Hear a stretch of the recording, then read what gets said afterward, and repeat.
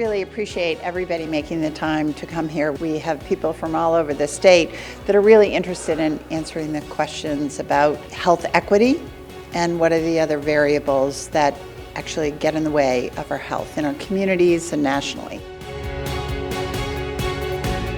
These conditions where we live, which have a big, deep impact on our health outcomes, are driven by a wider set of forces. It doesn't just happen. How we vote determines how government is going to respond.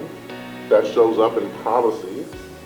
Those policies can then determine how equity or inequity plays out in the community, which then drive advocacy, and we start this process all over again.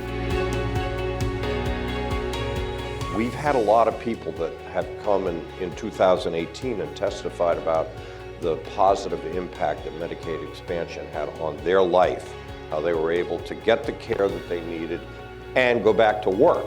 By changing implementation and looking at the data and coming back to policymakers and saying, this made a difference. And that's how you change. In New Hampshire, you actually have the opportunity to change minds. There's nothing like a good voter turnout to change the minds of the people who get elected.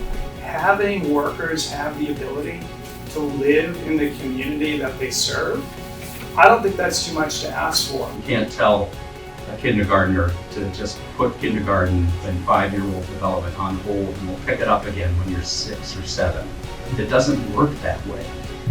We know that the distances women have to drive now to get to those maternity care units has doubled. So any mom in the room knows that at 60 days postpartum, there's a lot of challenges that remain, and in particular, what health services moms need postpartum. So I think the coverage piece is only a piece to it. When you bring people together, the power of solving, these problems is really there. It's there in the community. They understand the problem. There are the solutions.